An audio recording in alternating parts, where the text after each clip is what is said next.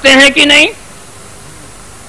اور اگر میں کہوں مولانا سید رکن الدین میں یہ چاہتا ہوں کہ بڑودے میں میں تیرا مکان بنا دوں، میں یہ چاہتا ہوں کہ بڑودے میں میں تیرا مکان بنا دوں، اب ان کو کوئی نہیں دیکھے گا، مجھے دیکھے گا کہ یہ بنا سکیں گے کہ نہیں، یہ بنا سکیں گے کہ نہیں، ان میں طاقت ہے کہ نہیں، اس میں کسب ہے کہ نہیں۔ اب یہ تو چپے بیٹھے رہیں گے، میں نے اپنی خواہش کی تکمیل میں کروں یا نہ کروں، اب یہ تو میری بات ہے۔ تو آیت میں یہ کہا ہے کہ اے نبی کے گھر والوں تم خود رجس سے پاک ہو جاؤ، اے نبی کے گھر والوں تم خود اپنے کو پاک و صاف کر لو۔ آیت میں تو یہ ہے انما یرید اللہ لیذھب عنکم الرجس، اللہ نے تو یہ ارادہ کیا کہ اللہ خود دور کر دے، اللہ خود دور کر دے، اللہ خود پاک و صاف کر دے۔ بتائیے، نعرہ تکبیر، نعرہ رسالت، نعرہ رسالت، حضور شیخ الاسلام مشائخ سادات کانفرنس۔ مجھے یہ بتاؤ، خدا نے ارادہ کر لیا ہے کہ اے اہل بیت ہم تمہیں پاک کریں گے، یہ ہم چاہتے ہیں کہ ہم تمہیں پاک کر دیں، ہم تمہیں رشتے دور کر دیں۔ اب پوچھو کیا خدا میں پاک کرنے کی طاقت ہے کہ نہیں؟ کیا خدا میں پاک کرنے کی طاقت ہے کہ نہیں؟ اب اہل بیت کو مت دیکھو، جو پاک کرنا چاہتا ہے اسے دیکھو۔ اللہم صل علی سیدنا مولانا محمد کما صلی اللہ علیہ وسلم یا رسول اللہ۔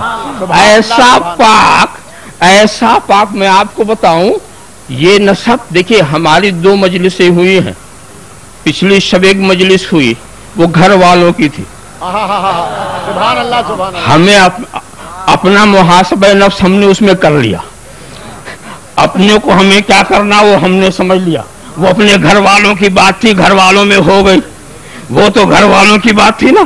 اب یہ ہے پیغام در والوں کے لیے، یہ پیغام جو دیا جا رہا ہے اسٹیج کے اوپر یہ در والوں کے لیے جا رہا ہے، تاکہ یہ نہ سمجھو کہ اگر ہم اپنے کو خاکسار کہیں تو تم بھی خاکسار کہنے لگو۔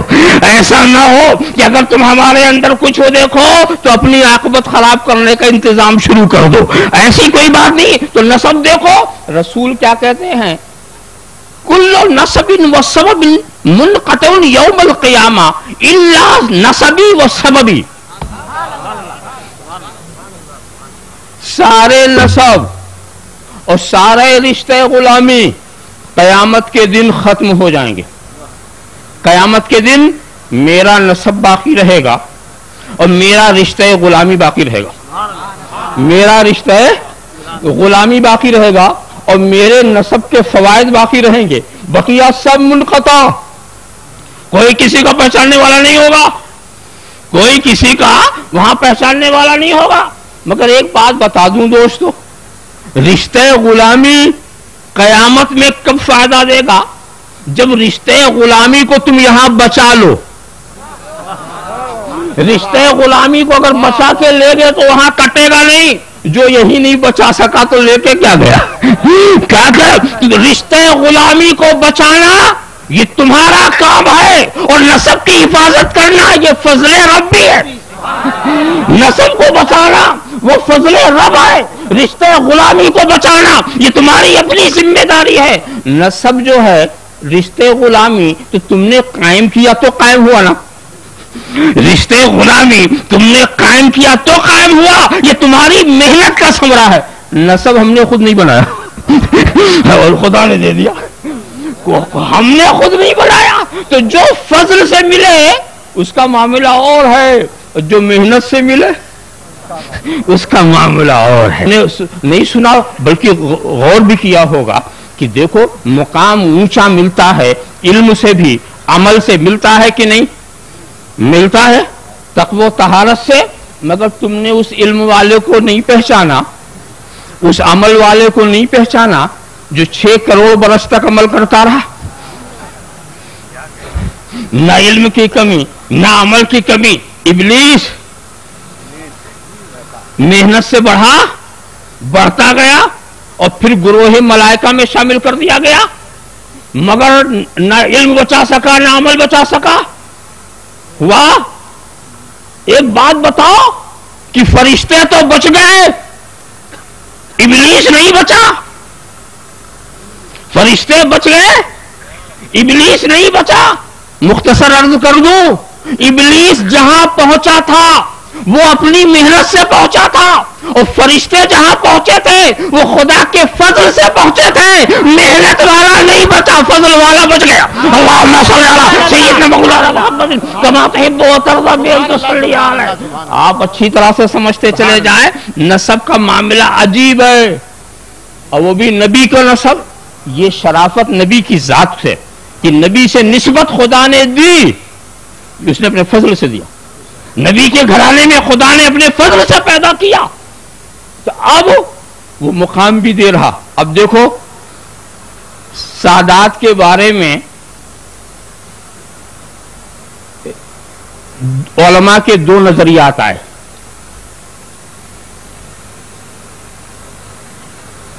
کہ رجس سے مراد کیا ہے.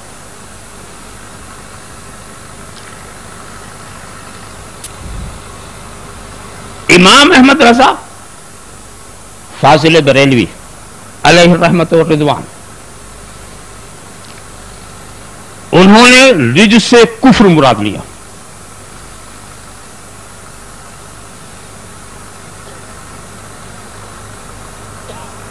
اور پھر جو ان کا مسلک تھا اس سلسلے میں، انہوں نے یہ کہا کہ سادات سے کفر سرزد ہی نہیں ہو سکتا.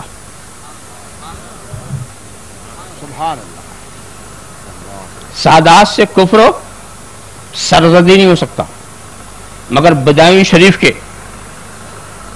امام عبد القادر بدایونی،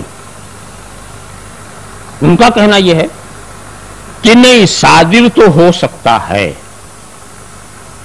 مگر کفر پر موت نہیں آئے گی. ان کو توبہ کی توفیق ملے گی. اب آپ بتائیے دونوں باتیں. جن کے نزدیک سادات سے کفر سرزد ہی نہیں ہو سکتا، وہ بھی یہ نہیں کہتے کہ کسی عمل کی وجہ سے. ان کا بھی یہ کہنا ہے نسب کی وجہ سے. تو رسول کی نسب کا سب سے بڑا فائدہ یہ ہے کہ کفر کو آنے نہیں دیتا، کفر کو اپنے قریب آنے نہیں دیتا. اس سے بڑا فائدہ اور کیا ہو سکتا ہے؟